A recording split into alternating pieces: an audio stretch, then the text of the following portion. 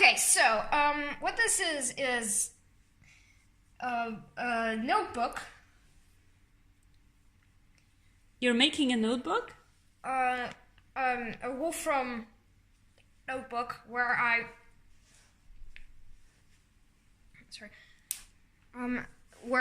can make random walks. So basically,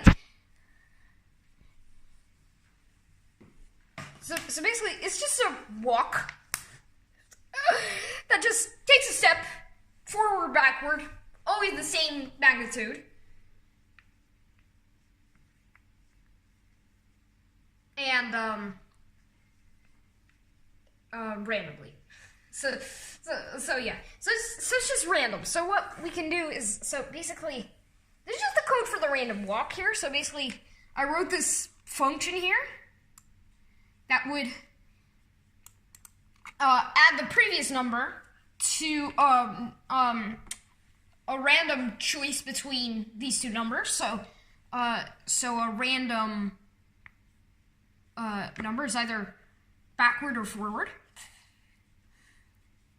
And then basically, I wrap that in nest list. So basically, a nest list is a way of generating a list, which is basically iteratively applying this function. So basically, we have, so we start at 0, and then we apply this function, which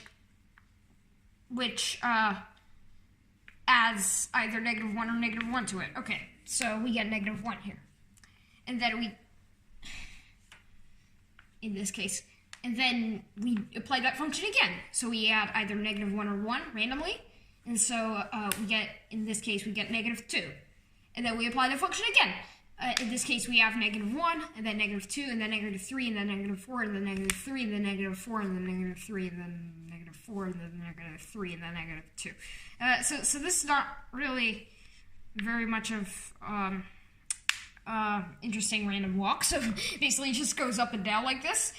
So basically, I have just like 12 steps here. So I have 12 steps. So this is a plot of a random walk. It's a different random walk, by the way. So it's a plot of a random walk.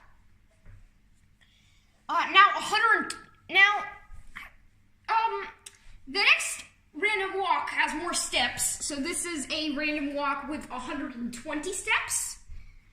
This is a random walk with 1,680 steps. Kind of ends up somewhere here. You can see it's kind of intricate. Not the random walk itself. So this was the reason why you're making it, because your idea was what? Was to make many random walks, and then just see what the endpoints are. And my theory was that this would be a normal distribution. So if you compare all the endpoints of many random walks, that would be like a bell curve. Yeah. So basically, or some kind of normal distribution. It's a bell curve. Yeah, in this case, it's a bell curve. So there we go. That's a. These are 12 random walks. And they have a length of 120. Okay. And they're all overlaid with each other, so it kind of looks like a mess. Okay, so this is a number line plot of the endpoints. So this is just what endpoints appear. And you can see they're sort of fluctuating around 0. Around 0, yeah. Grouped around 0. And here's a bar chart. This is just a bar chart of the... So I would say we don't see any normal distribution so far. Maybe we should actually, we don't really see this. So basically, but you can already kind of see the normal distribution, right? This is just a bar chart of the endpoints. So basically, this. So you can already see that most numbers are like close to 0, and very few numbers are further away from 0. So this is just 2. This is just minus 4. Then these are farther away from 0 here, so yeah. What are you going to do next? The next thing that, instead of So the next thing that I'm going to do is, instead of making a number line plot or a bar chart, I'm going to make a histogram, which means that, which is interesting. So we don't see a normal distribution yet. And that's because we haven't looked at how common the values are. So that's because what? Sorry. We haven't looked at what's called a histogram of the values, which basically some kind of chart. In this case, histogram function by default it will give you a bar chart, and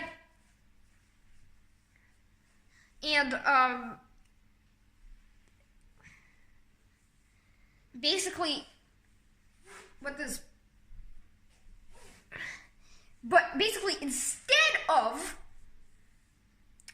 the bar chart, just plotting each value, it actually plots how common the values are. Okay. Okay. So, and it looks like this. Okay, so it's kind of anticlimactic, but don't worry. This looks quite boring because we don't have enough random walks. Yeah, so you wanna add some random walks. So I want to have some more random walks here. So I can do that by just copying this input here. Don't go too many random walks, by the way. That's the rule of thumb. Okay. So this is 120 random walks. Look at that! This already resembles some sort of so this is bell curve. So this is 120 walks. So this is 120 random walks of length 120.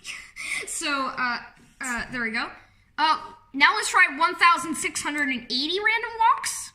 And why did you pick that number specifically? I don't know. I like highly composite numbers, so. But you came up with it. It's not like you've read it anywhere. I like highly composite numbers, so I just picked them. Okay, so 1680. That's kind of cool number as well. 1680. Oh, look at that! Whoa! Where did get something?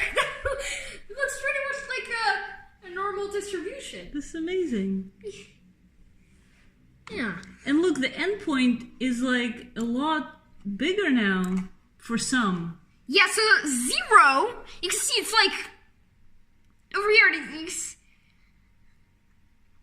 that 0, like about 140 random walks have ended on a 0.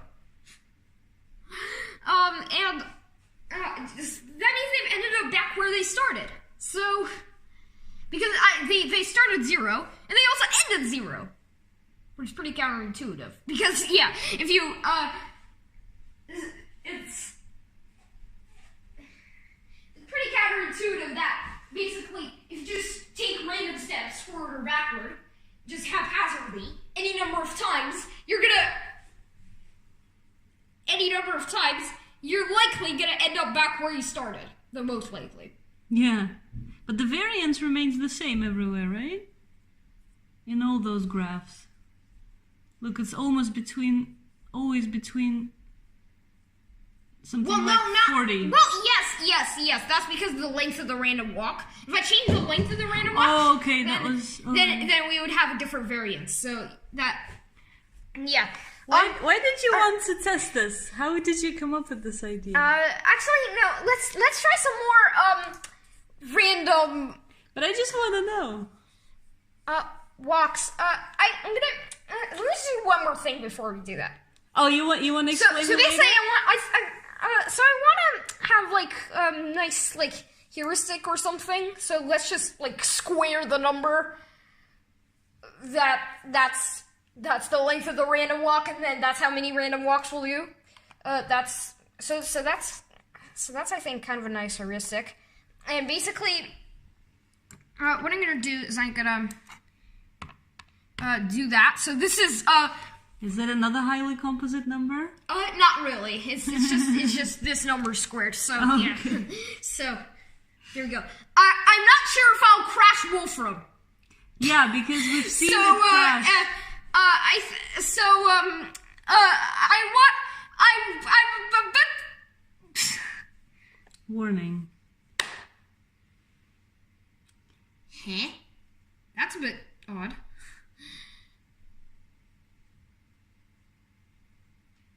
It has fewer values. Yeah.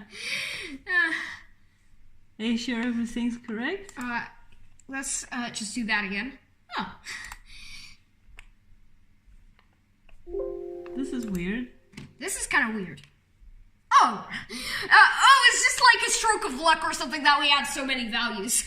No, but it still looks very much like a bell curve. Although less so now.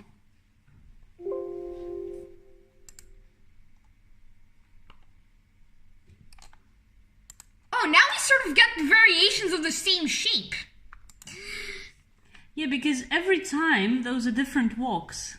Yeah. Every time you run it. I think the reason why we're pretty much getting the same shape every time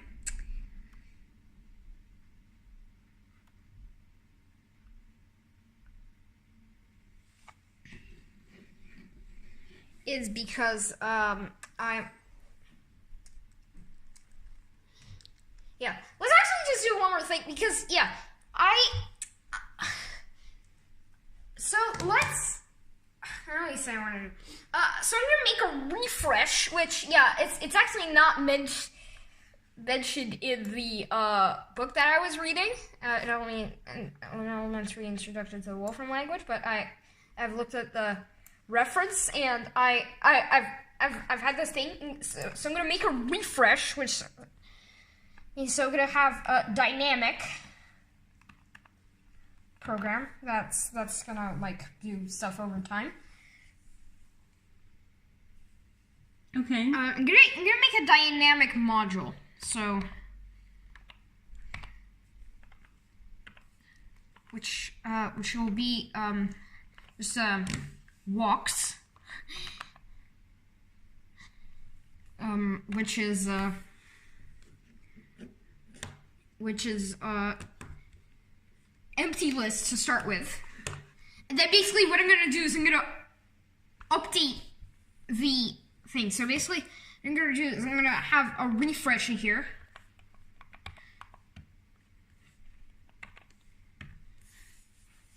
So this refresh function basically it's gonna do. So basically what I'm gonna do is I'm gonna actually just say walks.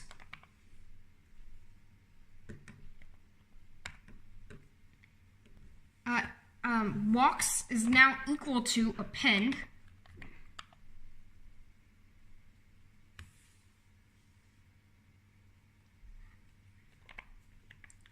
Walks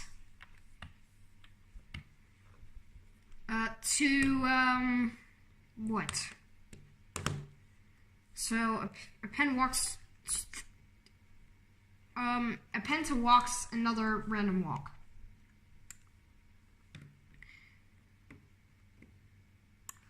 Actually, you know what? I'm gonna append just the very last one because that's really all I need. Okay. Oh, do you know what? That's not the last one. That's the last one, right? So, you can see kind of how the there are brackets here. So, square brackets because that's Mathematica and stuff like that.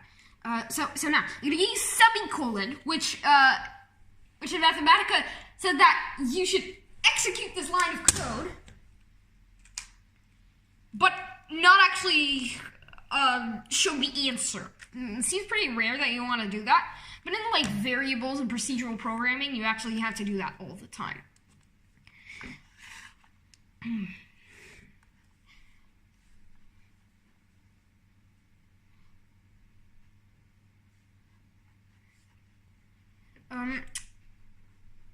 And then what I just want to do that I actually want the result to appear is a histogram of walks. Maybe I should call this like walk endpoints or something like that, but I'm just gonna call it walks. And also, Wolfram is the standard to only use like lowercase letters in variable names and not actually use anything else.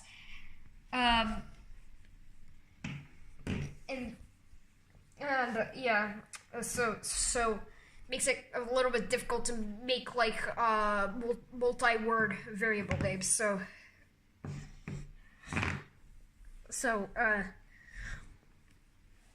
Yeah. I don't know. So this is a refresh. So I think what I can do is I could actually just so this is the refresh. So I'm gonna have a refresh rate of 1.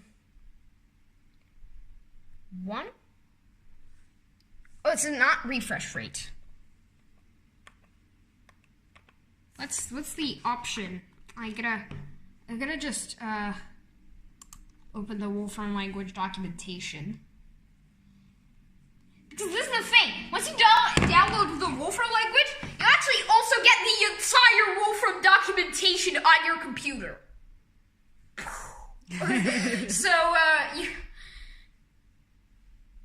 And this is where you got this idea from to make this? I got this idea from the coding train, and then what I saw is that more clearly from an elementary introduction to the Wolfram language has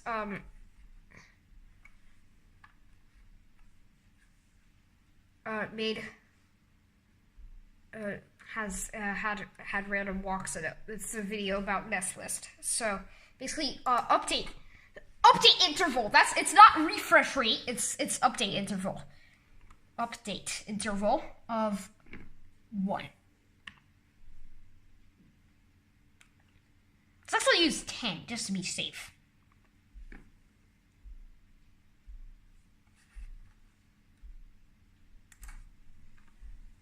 Okay, so 10 didn't seem to do anything, so let's try 1. No. So, yeah, and this is always the difficulty of like having like programs that like have a like a sense of time.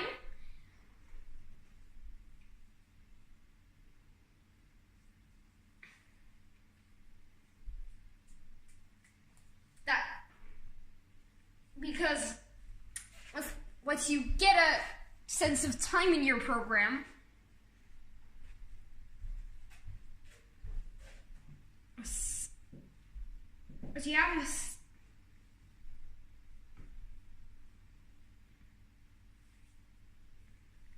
have a sense of time in your program, then you might like, yeah, especially in Mathematica, then you would run into problems really quickly. And also programs that just that like so you could Mathematica has this feature of a manipulate, so but it would just keep refreshing it like loads of times, so it would keep and if you have random numbers that can get messy. Also, having like an update button is surprisingly hard. I tried it, and it's exactly the same way as in the documentation, and it didn't work. So what are we gonna do now? Yeah. We consider this the end result? Yeah, although it's pretty boring. Well, but this idea, I still don't understand. This idea to actually compare the endpoints of random walks and see if they're a normal distribution. Did you come up with this, or did you read about it in the Wolfram documentation, in the book? The book didn't even have a smidgen of it, but the book is for like surprisingly young people, like 11 or older. So it's yeah. You told me you were surprised that they said it's for 11-year-olds and up, which you considered quite young. Although you yourself are 9. Well, yes. But normally you don't see people at 11 do that either. Yeah, but once I got. But this is nice, isn't it? That they're like thinking, oh, there may be people like Simon coming up and reading you know it. What? I think I now know why it's for age 11 or older. The book. It's age 11 or older, and the reason why is because the Wolfram language is like much easier to learn than other languages. So yeah, that's true. You don't really have to have a programming background, right? Yeah. The book even asks like a question. What do you have to know? And the book's answer is like nothing much beyond like basic arithmetic. Although it does mention exponents in the first section and square roots in the 23rd section, but it's. So you also recommend it to 11-year-olds? Yeah, so. But you first learned about random walks from Daniel Schiffman, right? Yeah. That was your original source of knowledge.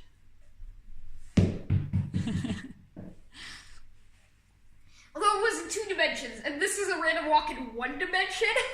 So, yeah, I might actually extend this to 2 dimensions, and sort of make what's it called? Like a relief plot or something, like, okay.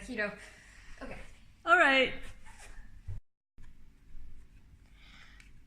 Okay, so, basically what I've got here is now, I've got the idea of a 2-dimensional random walk done. So basically, this is just some experiments here. So basically, this is a list line plot of a 2D random walk with 12 steps. So I don't know what it's done. Okay, this next input is 120 steps, and this next input is 1,680 steps. So these are moving not only up and down, but also left and right. So left and right. And this confused me not. So basically, this is a one. If we go back to our 1-dimensional random walk example here. Yeah, because these also look 2D to me. These also look. Don't get me wrong. This is a 2-dimensional. This is not a 2-dimensional random walk. This is a 2-dimensional plot of a 1-dimensional random walk. So it's. Okay. But actually, it's only moving not within a plane, but within a line. This x-axis is just time, and this axis is actually where it moves up and down. So this. So then the extra dimension is just time. But what you built now is actually a 2-dimensional random walk where you can go left, right, up, or down. The second axis is no longer time, but just a space axis. Yeah, and this is just I'm about to actually make a 3-dimensional plot of this, where the time going outward. That would be great. Anyway, okay. So the next input shows several 2-dimensional random walks at the same time. So this is 12 random walks, all with 120 steps. So I've used a number line plot before to plot the endpoints. So this is that number line plot here. Whereas now I'm in 2 dimensions, so I can actually just use the list plot thing. So I can just use this, where you can. But I guess 12 is again not enough to get like any kind of. Yeah. Okay. The next thing that I did going. is I wanted to get a histogram, but unfortunately there's no. I don't think there's a real histogram. Well, maybe we can just try to look it up. Histogram. Wait. It is there. Oh, so they do have histograms. They do have a histogram 3D. This is what you want to do. So, I just want to use the histogram 3D function. So, this is the histogram 3D function over this input here. So, okay. Does it actually work the same way? Because maybe it works in a way that I don't really expect.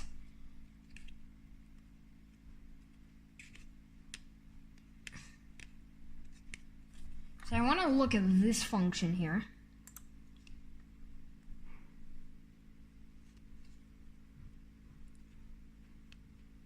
Oh, okay. That's cool. So I think I can now apply the histogram 3D function. Oh, look! It's actually already, like, made yeah. It's a little bit different than what I really, like, expected, but yeah, that's But this is only with 12. Why don't we try for more random walks? Let's try some more, because, you know, this is quite boring. So, Command Z. So I'm going to copy this and paste it. 120. I think this is going to... Oh. Pretty close to, like, there. Do you see that? Looks like a city. So it's like... Yeah, it looks like a city. But we don't see any pattern, do we? Like in 3D, it's really difficult to see, to compare them. A pattern. Is there like an option for the histogram function? I'm wondering, to like tell you which plot one to use, because I know there's this thing called a relief plot, which is actually okay. So I want to go to histogram 3D again.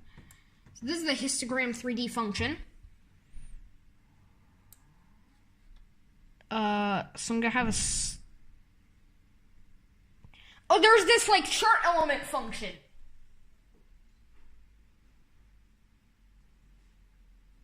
That you can use. Okay, so scope.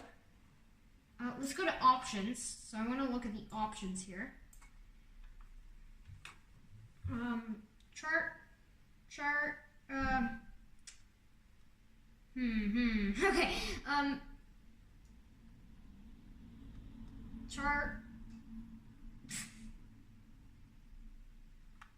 Plot theme? No. Maybe edit. Okay. I'm gonna look at the options here. Okay, so I don't really seem to find anything. Let's actually use the option that might give us a better view of what's really like happening here. So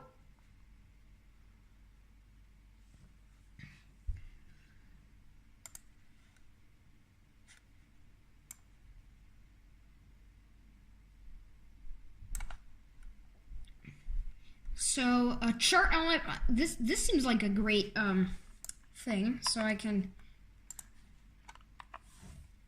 set the color of each bar like this. So this is better. You kind of see you know, and you can kind of see like close to zero. There are like loads of things here, but not really close to zero. We don't really see anything. You see the distribution. You see the distribution, yeah. So let's get some more things going. So let's get 1,680 walks. Simon will publish these notes online, by the way. We'll give the link in the description. Whoa! That looks like a really solid... This is well bell done. curve. Yes. Finally. Sweeped out into 3D. How many random walks? 1,680. Great.